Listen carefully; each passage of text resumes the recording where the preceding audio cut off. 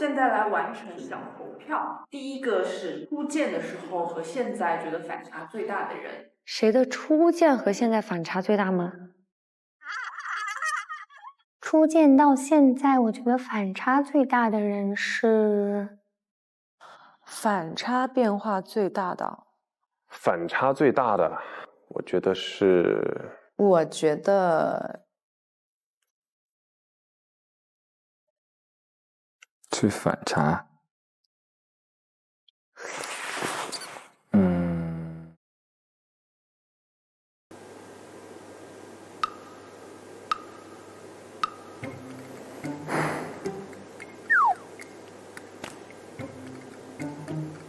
其实我觉得大家都挺反差的，我以为，因为第一次见面，我感觉大家都挺高冷，其实感觉大家都挺抽象的。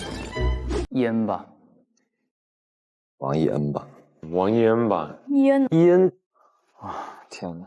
我觉得他初见就是一个不爱说话，每次都在角落里，但现在依旧是如此。但跟他交流，他会有跟之前不一样，就他会打开很多，也不再隐藏自己，就是释放自己真正的跟大家熟络起来的态度，就跟大家开玩笑啊、玩啊，突然蹦蹦跳跳很高兴啊，这都是之前从来没有过的，所以我觉得他是差别很大的。第一天上班，然后上的车就是伊恩，他在角落一直不说话，就是一句话不说。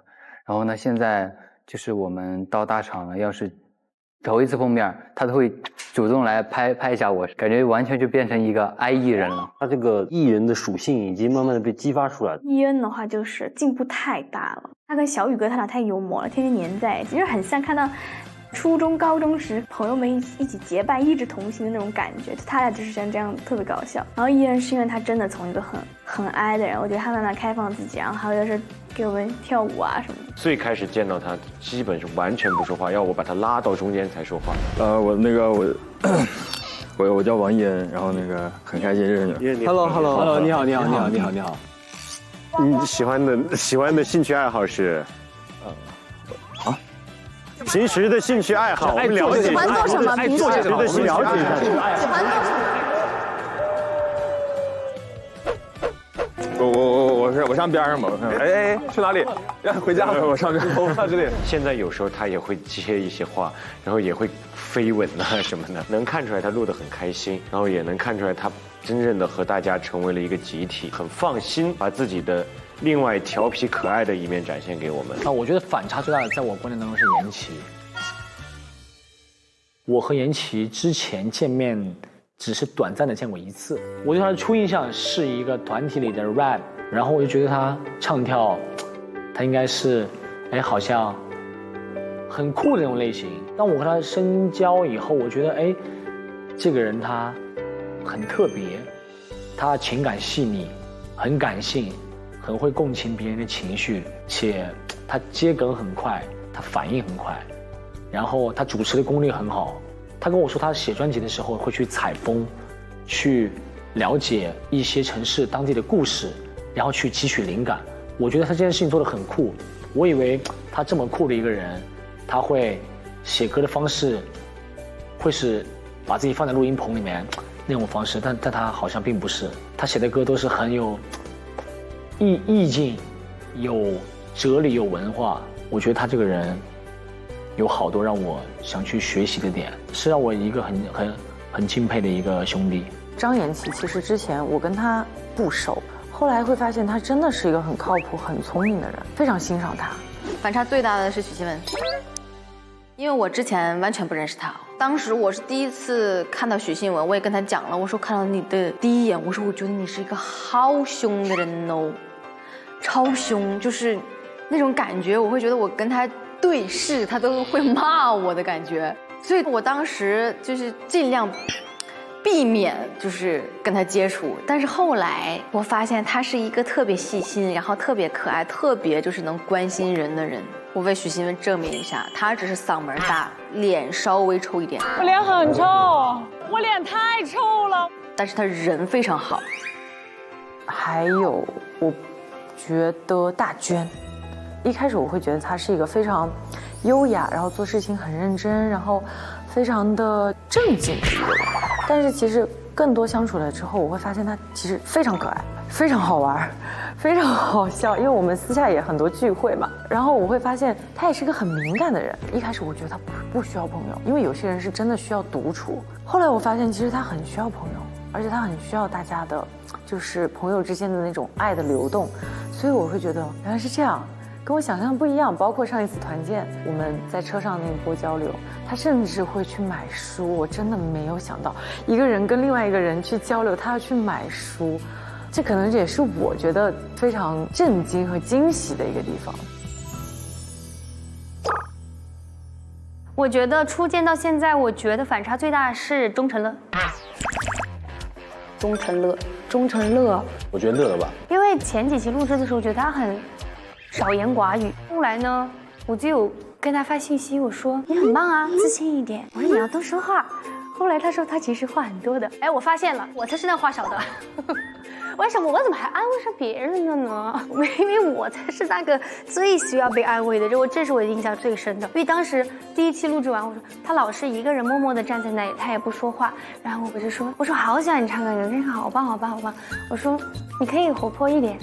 我说你是什么？哦，是这样的。我说你是什么 MBTI 啊？他说他是 E 什么什么什么。我说你是 E 呀。他说对呀。然后他说你是什么？我说我是 I。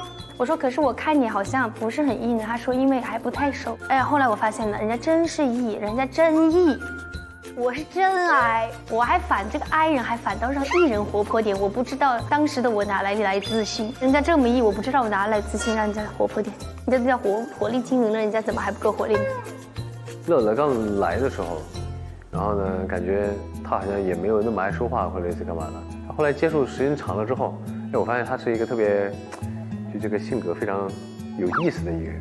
尤其我今天看他那个视频出来的时候，穿这个皮衣，出来也没说两句话，就感觉挺疏远的这种感觉。后来发现哦，其实人特别好，对，是一个特别可爱的一个人，就是你懂，男生就是有时候还挺闷骚的这么一个人。对，就比如说我们俩在唱歌的时候，然后他就老喜欢做一些很娇羞的表情，这样，对，就挺逗的。你说你刚来的时候，大家就是礼礼貌貌、客客气气的，谁知道是这么个人？在见面的时候就觉得他不是高冷，我觉得他很内向，特别内向。但后来他说他认生，非常认生，然后再到后面他的状态就发生一些天翻地覆的变化，然后就让你觉得这个人实在是很有层次。对，他竟然可以在南京这样，他应该看他直拍。跟我谈场恋爱吧，跟我谈场恋爱吧。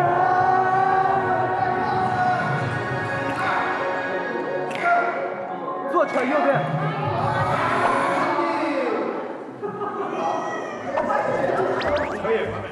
之前是这样，然后你慢慢看他的眼神就变成这样，觉得在探索新世界。但他真的很搞笑，他人非常好，好在他很细心，他是大家的药箱。好。人也很搞笑，也爱做一些很抽象的行为，说一些很抽象的话。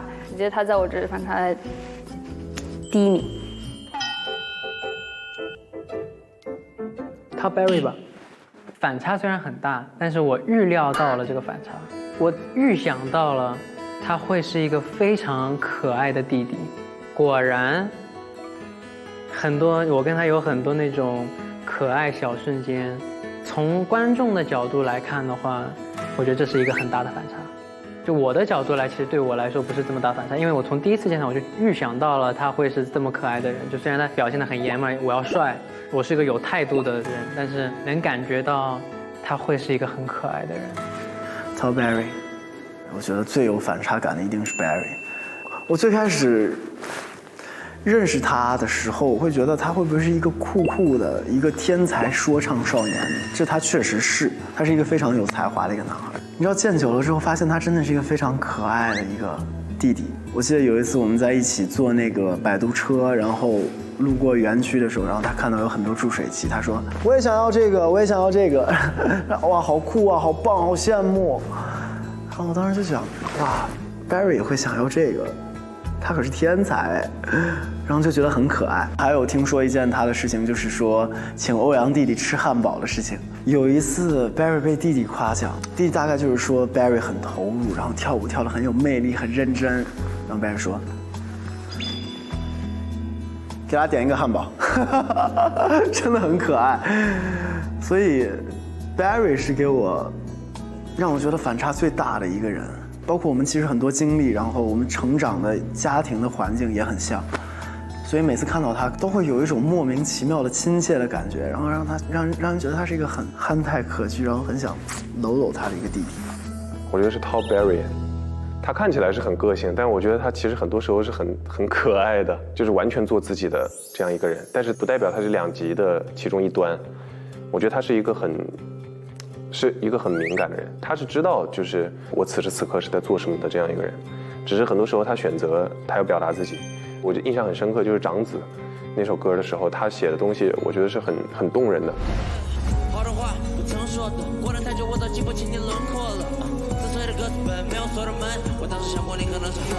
那这份动人其实不是说一个比较，就是生活当中可能对人际关系以及对于其他的这些艺术创作比较钝的这么一个人，我觉得不是的。他既有锋芒，他也有柔软的一面。他给我的反差，可能比马小雨还大。我个人感觉，邵子恒反差挺大的。我觉得就是邵子恒子恒吧，我觉得。初见和现在反差最大的是我自己，我是这么认为的。我第一次跟他在车上的时候，虽然我知道他是装的，然后我也是装的，我们两个都装得很矜持，然后但是其实私下都是很搞笑的人。然后但是现在我发现，就是邵子恒真的特别的搞笑，就是跟他第一天完全不一样。他其实真的有很多花里胡哨的小动作，然后还有一些坏的小心思。我刚见到他，我觉得他可能是那种专业很厉害，但是后来发现他居然这么抽象。就子恒一开始我会觉得他有点就是，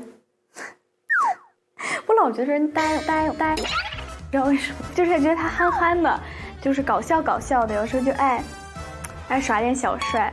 熟了一点之后，发现他其实还是挺聪明的一个男生，很喜欢幽默一下吧。一眼看到他，我觉得是一个高冷帅哥，就是长得帅，但是知道自己很帅的那种，然后比较可以拿范儿的这种感觉。后来没想到他是一个搞笑男，特别搞笑，特别好玩，然后每天各种段子。我们那天在那个蒙迪音乐考试的时候，我看到邵子恒的脚在底下是芭蕾站姿。我那一刻我差点破防了，差点笑场。就是他特别有搞笑的潜质。因为我刚开始看到他的时候，我觉得应该不是我主动敢去说话的那种。后来我发现他真的很搞笑，特别有意思。我确实好像变化挺大的。刚开始来的时候是你好，哎你好，现在就是开玩笑，所以就觉得确实反差很大。现在初见与现在反差最大的人。我吧，我说我自己吧，因为我觉得我来的时候还挺装的，还挺高冷的。现在是所有就男孩就是都怼我两句，女孩就是他们现在都不叫我名字，他们都是姊妹。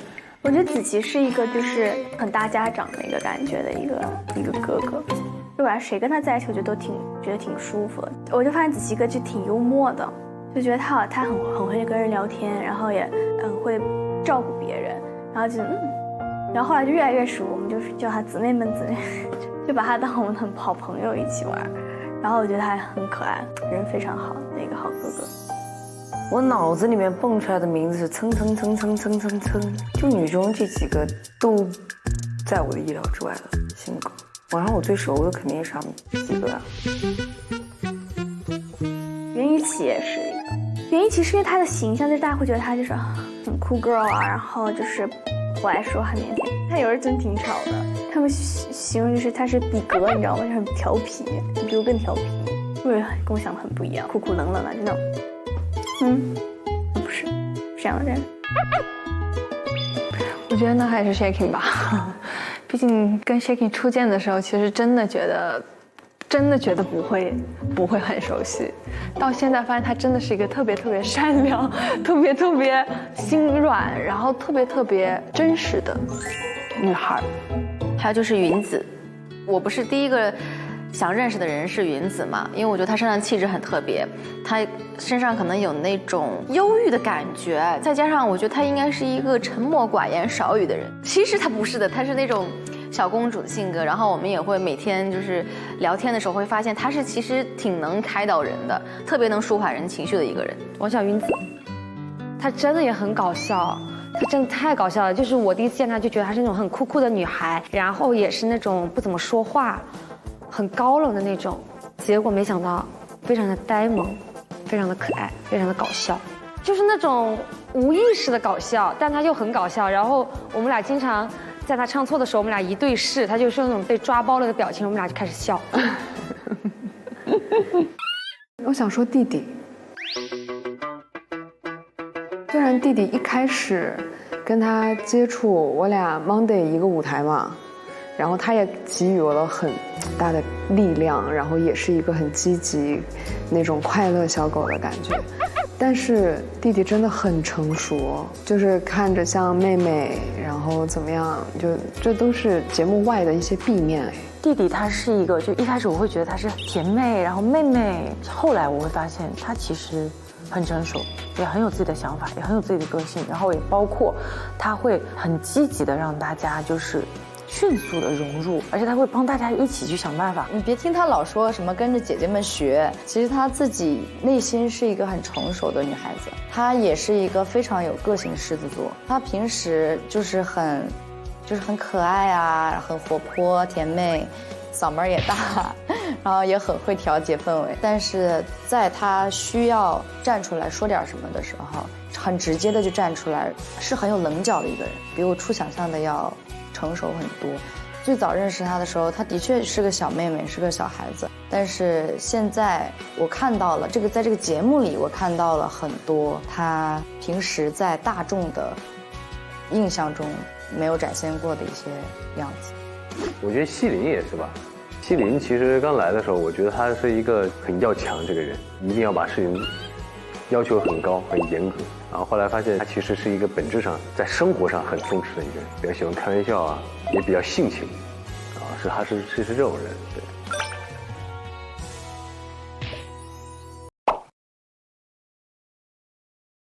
最想夸夸的人是谁？最想夸夸的人啊，最想夸夸的，最想夸夸的，我最想夸奖的是，那我只夸一个好吗？可以啊。我夸我自己可以吗？其实都想夸，我想一个最想夸的。我算人吗？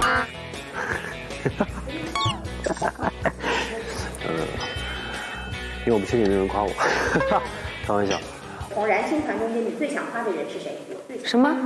燃青团中选择一个你最想夸夸的人是谁？最想夸，最想夸夸，最想夸夸的人，我脑子里冒出来好多个名字，怎么办？实在不行夸我自己吧。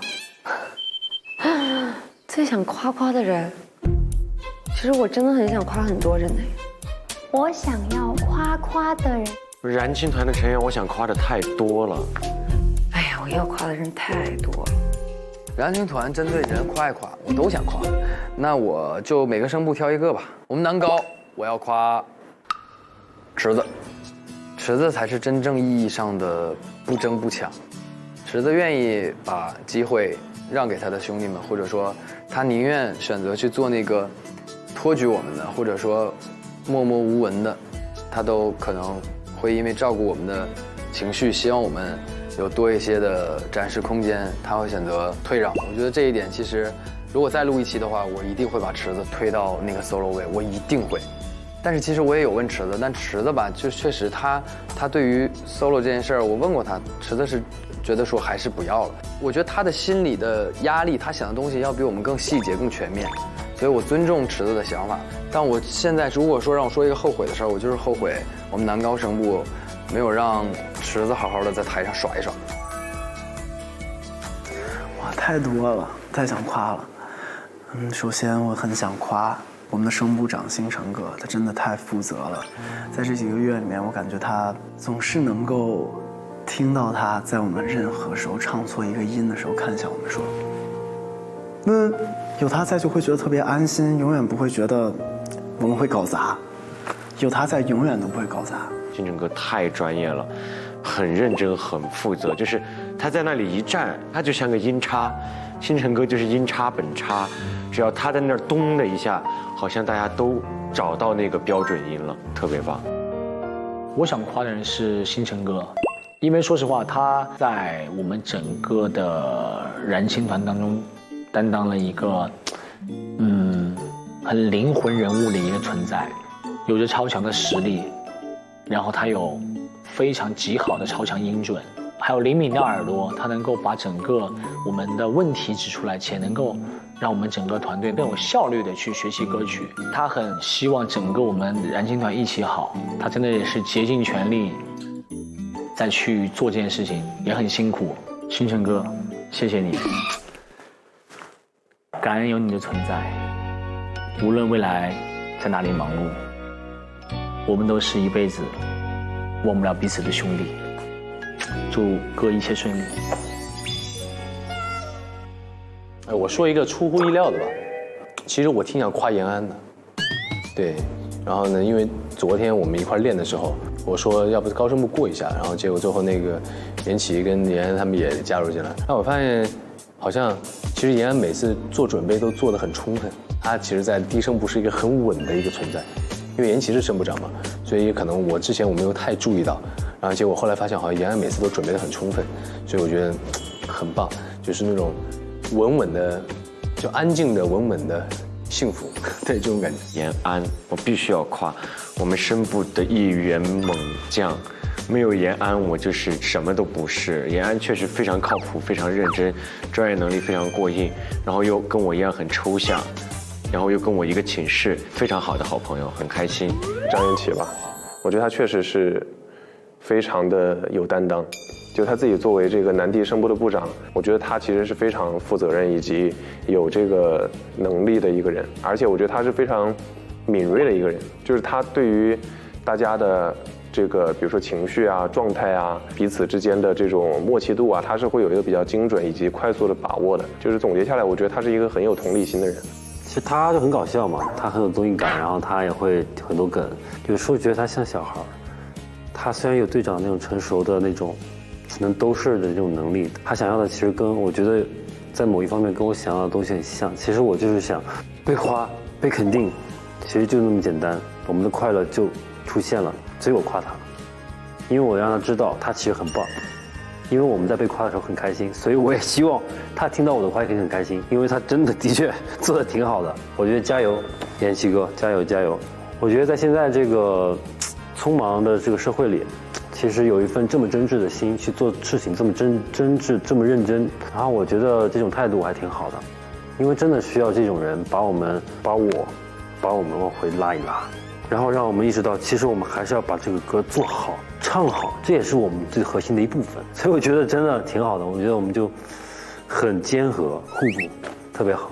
我最想夸的人张延琪，就是他是一个不管是节目上还是私下，他都很帮助我的一个人。我总是找不到准确的音，他就请老师，然后我们一块上课。我那次酸菜白肉写完了之后，他就觉得真的很棒，然后他说你一定要把这个歌出了，你如果出不了这个歌的话，那我来帮你找人，我来帮你做这个歌。他是一个很真诚、挺难遇到的一个人吧。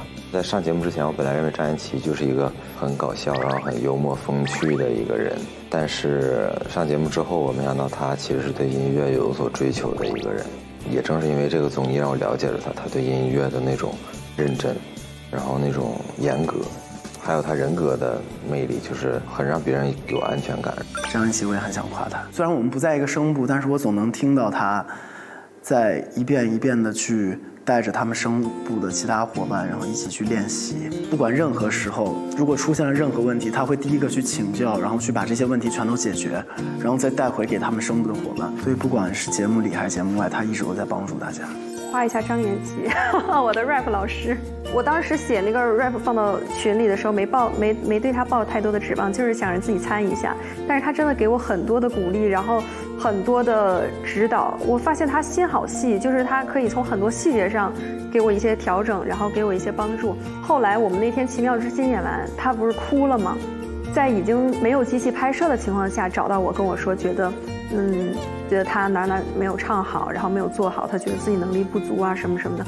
那一刻我觉得他的责任心真的好强啊！他并不是只是大家看到的很搞笑的那一面，他对他的专业呀，然后对自己的业务其实要求还是挺高的，并且他特别的想不遗余力的去帮助大家，帮助这个团更好。我想说言齐辛苦了，因为其实在整个声部里，其实言齐的男低声部是我觉得混搭最全面的，里面有歌手演员。因为男低这个东西它很难把握，它是一个真的需要长时间对音乐的那种系统的学习，才能真正的把男低搞得特别完美。我觉得言齐非常的负责。对我们男孩来讲，我们评论一个兄弟说你这个人真的很有责任感的时候，那个是一个特别高的评价。对我对言齐就是言齐非常有责任感，但同时我也觉得就是言齐还是要放松一下，要把这些东西卸一卸，我都替他觉得辛苦和疲惫吧。还想夸夸的就是陆卓，因为陆卓我觉得非常辛苦，大哥哥一直在 Q 流程，一直在接梗，一直在带动大家的气氛，哪怕他特别累，他还是会站出来去帮大家提那口气。兄弟姐妹们，还有最后一篇，来念完关于奇妙之星的好吗？班主任发话了，这边辛苦了，兄弟姐妹们。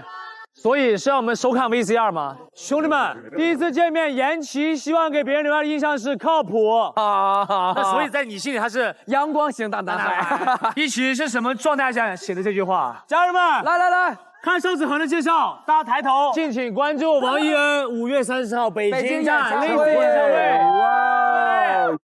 他也是一个非常负责，给我们带来很多帮助的一个歌，非常暖心。然后在我们学不会跳舞的时候，甚至你都不需要多和他说，你只要做一个动作，然后你看向他，然后他就会开始做这个动作，然后教你接下来的动作。然后我还有一个特别深的印象，就是当时我们在参加世界合唱大赛那个资格考试的时候，就我记得陆卓当时他自己也很紧张，然后他出着大汗，感觉他在我旁边，他有一点点微微的颤抖，我能看出来他很紧张，他平常不是一个会紧张的人。但是就算他在很紧张的情况下，在唱《爱很简单》的时候，他说转身队形低头就是好像照顾别人已经刻到了他的骨髓里面，然后他会去下意识说这些话。卓哥，陆卓，因为他每次见到我都很热情，首先对我特别好，一直捧我场，能看出来他挺喜欢我的，然后喜欢我的同时一直有照顾我，跟我搭话，就包括我刚开始在录这个节目的时候，并没有跟大家太熟的时候，他也是就是先来找到我，跟我有一些交流。因为卓哥确实很多组都跟我分在了一起，然后呢声部就是 T1 T2也经常跟我分一起，然后他在我旁边就一直跟我共鸣。我觉得在他面前，我唱歌确实是更有自信一点。最想夸夸的于雨涵嘛，他是非常搞笑的一个人，就是我是会被幽默的人这种性格而被吸引，就是我会特别想当哥们儿，就是我会觉得我太有趣了，比如带重庆话讲的一些搞笑的事情，我真的被笑的倒地不起了，你知道吗？虽然我们平时相处就是打打闹闹，但是他在合唱、在演唱环节的时候，他是真的在干这个事情，我觉得真的很棒，有看到他不一样的一面。他可能在这个节目当中他表达的比较少，但我们是一个宿舍，然后我们其实也认识了比较久，就是对于音乐啊舞蹈方面他是能力很强的一个人。我觉得他在这个过程当中他很好的让自己融入了这个团队，他可能说的不多，但是他其实很多时候他是默默的在舞台上修正自己的表达，修正自己的这个各种方面的表现吧。我觉得他是一个特别能吃苦的人，就是这一点我真的是要向他学习。然后俊廷是我在上一期盛典前我就真正的感受到俊廷的努力和俊廷在一点一点增长的那个自信，因为其实在之前俊廷的声音最低最特别，但我其实在前几次没有在台上怎么听到俊廷的声音，可能是因为他不敢，他觉得他是演员，他觉得他怕出错，但是到后来我能明显的感受到俊廷的努力，他在家一定做了巨多的功课，要不然他不可能来了之后那么准，然后声音那么大，证明他真的越来越自信了，并且我觉得俊廷也是他唱歌这件事也是越来越好。女中的话，女中西林，我觉得西林作为声部长，其实很专业的歌手，他其实我觉得他有在默默的，在我们不知道，在我们男孩可能不知道的时候，在女生寝室或者是任何地方，他可能付出了比我们更多的努力吧。但是西林很厉害的点是，我从来没有听到西林说任何一个累啊，任何一个不都没听到过。西林就是那种默默付出，然后大家好了之后他就往后退，特别令我佩服。因为我是那种，就是我要是干了什么好事啊，我就会希望让全世界都知道。所以西林这样就是这种让我很感动。西林，我可能跟他不是那么的，就是我们首先不是一个声部，再加上我们可能很多时候没有那么多交集，但是很多事情我都看在眼里。我觉得他是一个很细心，并且真的就如他所说，他在为大家兜底的这样一个人。我想夸好多人，我想夸我们女中，我想夸王小云、子袁一起、谢可寅、欧阳弟弟，还有希丽娜一高，夸希丽娜一高也辛苦了。今天也夸许新文，辛苦了。你夸所有身体抱恙破碎但依然坚挺的人。夸一下我自己吧，就是你在这个节目里最想夸的人是谁？我觉得首先4个声部长很不容易，对，就是要把所有人集齐，然后大家都很忙，然后包括星辰哥，然后女高这边也是，我觉得徐阳我真的要夸一下她，而且大娟我也想夸她，她今天唱的真的非常好听。其他的人其实或多或少的，比如说像张子那一期，所有参与rap 创作的，我觉得都很了不起。那天之后再到今天，你再看到这个盛典，你就会更感动。我要夸一下你，我觉得你一直在夸你的各种朋友在备赛，但是我觉得你也是自己的主角。夸一下我自己吧，虽然说大家都不容易哈，但是就是我也没想到自己能挺能挺的，因为我确实没在节目里嗓子这么哑过，对，然后其实大家会给我一种安全感。如果我是一个人 solo 的话，我可能心态大崩了，我说罢录了，我可能要参加罢录组。但就是因为跟大家在一起，所以我就还能撑下去。他今天带病，然后还是撑下了这个彩排还有录制，这份精神我觉得是值得夸赞的。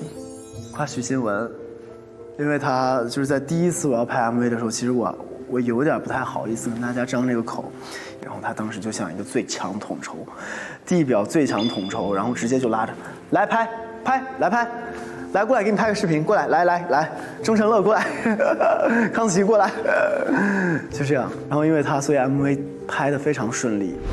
我们现在去团建了。4、5、6。瑞泉和浩轩。然后那天谢可寅帮我拍了镜头，要是不是他的话，我可能不会记得给自己拍镜头。谢可寅一直说自己铁石心肠，但他不是一个铁石心肠的人，他是一个心太软的人，他是一个时时刻刻会想着照顾别人的一个人。他看到那些让人觉得感动的事情，他心很柔软的。我是会表现出来，但是他是会假装很坚强，每次都想装作很倔强，但是心里缴械投降。夸一个不是我们声部的吧，就是我今天看到的而已。我这人的脑子只能记住最近的事情。今天我看见的徐阳，他唱开头的那几句就歌嘛，从昨天让他唱了不唱了，没有自信，然后往后退，一直在往后退。徐阳，你唱吧，哎，你唱，徐阳唱吧。我呀，真的假的？你还没有自己单独唱过，你还真的还没有单独唱过。我可以试一下，我如果到时候舞台上不稳的话，就让他们来。怎么还没有开始就开始想退路了？如果你不稳，我就帮你。你就想着我们与你同在啊。可以，没问题，就你了。但他今天一遍比一遍唱得好，一遍比一遍唱得好，好像回到了我刚认识的他在舞台上的状态。然后我也很久没见到，所以我特别为他高兴。徐阳，我真的要夸一下他，他以前真的就是他自己说，哎呀，我懒散惯了，我管不来这些。但是你看现在他就是有责任感了，然后他自己也会知道说，啊，我们声部，他有那种集体荣誉感。然后他自己在舞台上，像今天心中的日月，我就很为他骄傲。手中握着个桑花呀，美得让我忘了摘下。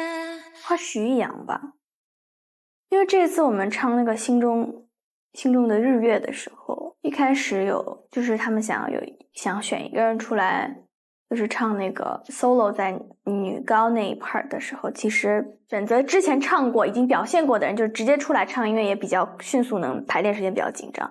但这次我们都集体都是觉得说，跟我虽然没什么关系啊，但我就想听易烊姐唱，因为我知道她一直是很会唱歌，但她其实我也有看节目说她很久也没有唱过歌，或者是很久没有踏出这一步再去做这些事儿的时候，她说她其实会内心有一点点小紧张，所以希望来到这个节目可以把她之前做的很好的事情再重新拿出来嘛。所以其实我还是会觉得她其实唱的真的很好，但能感觉到她有一点点就是紧张，可能那个时候，所以在彩排的时候她第一下没唱出来，但她其实因为她声音非常好听，我觉得非常适合那第一句，告诉她其实她真的很棒，就是这样勇敢。就是这个节目结束之后，我希望能听到她发歌，听到她能就是唱歌，然后我就会听她唱歌这样。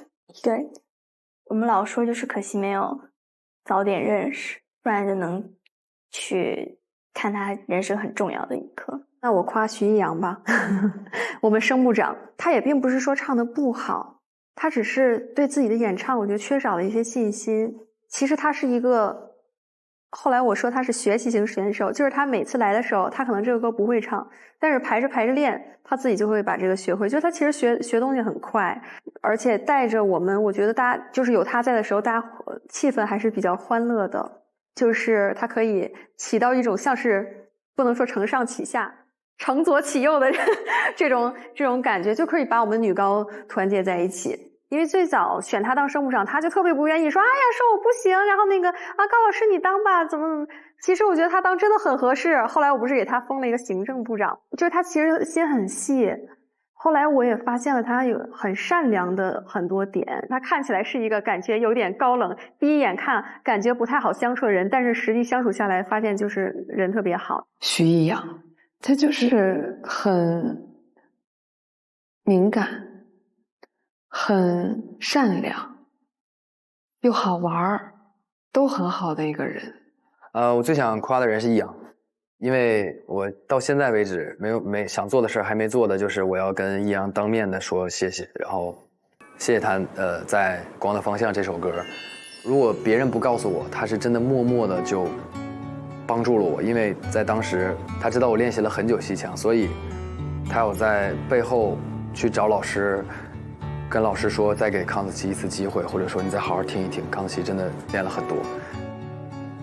感恩，这个恩可能是我会记一辈子的。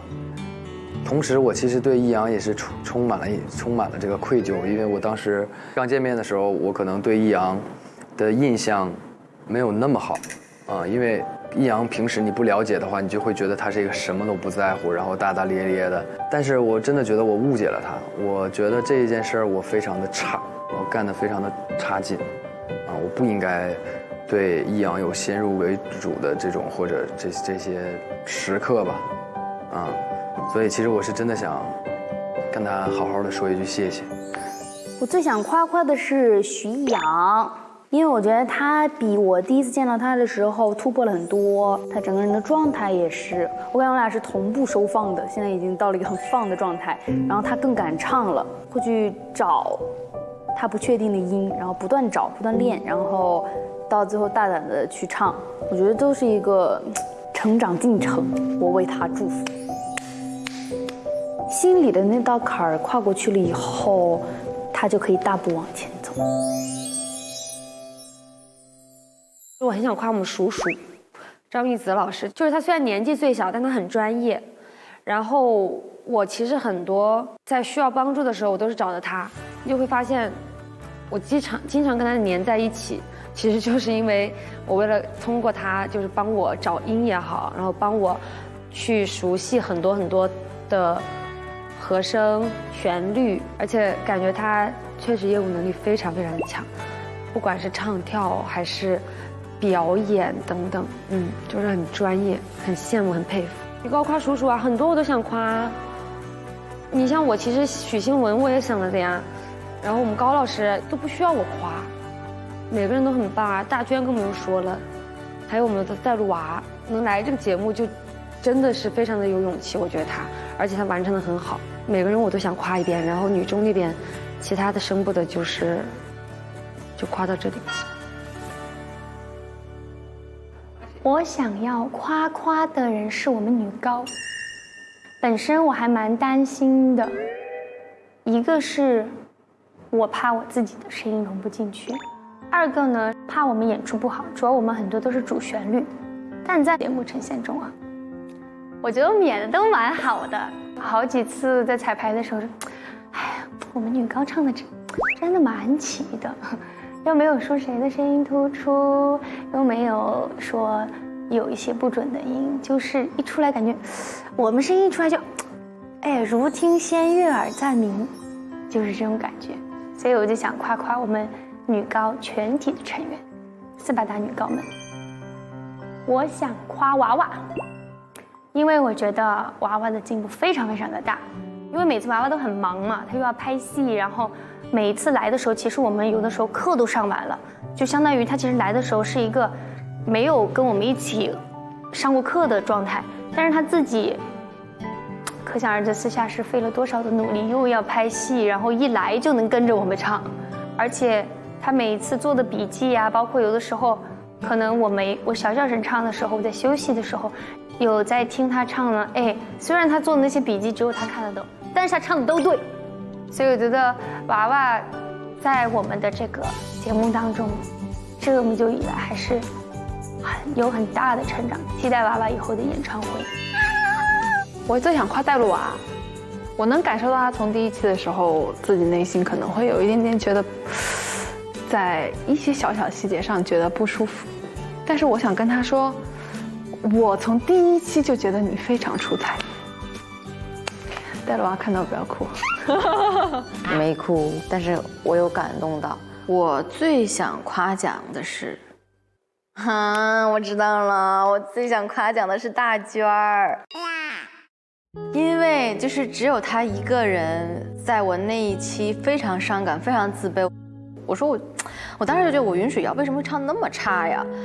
大娟给我发了一个这么长的微信，大娟说就是我觉得你是一个非常好的人，我想跟你成为朋友，不光是在这个节目里，也想在生活中成为你很好的朋友，所以她是在这个节目我认识的人之外第一个认可我的人，所以我最想夸奖的是大娟给了我这种第一次的信任。段奥娟，因为我觉得她在这个节目里面打开自己，然后就是和我刚开始见到她的时候很不一样。我最想夸是她的声音也太好听了，她在唱《心中的日月》的时候，我真的觉得整个场馆都被洗涤了，神仙一般的声音。我之前认识的大娟，其实也认识很久了，她没有那么的外放，虽然她心里面也一直想要外放自己的情绪，想要嘻嘻哈哈，但她有时候还是会比较紧张。但是在这一次燃青的时候，我看到了她的蜕变，真的就是疯掉了，跟大家玩成一团，然后非常开心，非常享受舞台。当然也要夸瑶池，也要夸康子琪，也要夸太多人，这每一个都想夸，但是时长原因，到时候挨个夸吧。我觉得大家其实都很，我不说优秀吧，就是每个人其实他们都在这个25人团队里面发挥了一个不可或缺的作用。好多呀，因为我觉得这个节目里面出现的所有人，他们都太可爱了，身上有太多闪光点，我夸都夸不完。夸一下，就是我们燃青团所有人，就像我们那个口号一样，我们在一起就是了不起。好官方，确实很官方，但是我觉得这么回答没什么毛病。然后也希望大家可以把这段时间里面体验到的这种对于音乐的热爱，对于工作的热爱，继续带到自己的工作里边，继续发光发热。希望给大家呈现了一个超燃的夏天。遇到的人遇到的这一切，我觉得都很美好。虽然这是我们节目的结尾，但是我们的故事未完待续。我觉得我们会成为一辈子的好朋友，未来我们总有一天还会再见的。这个夏天，叔叔有你们非常幸福。张颜齐被采最后一次尾板3、2、1。徐阳最后一次被采结束，最后一次录制采访。这一季的最后一次被采。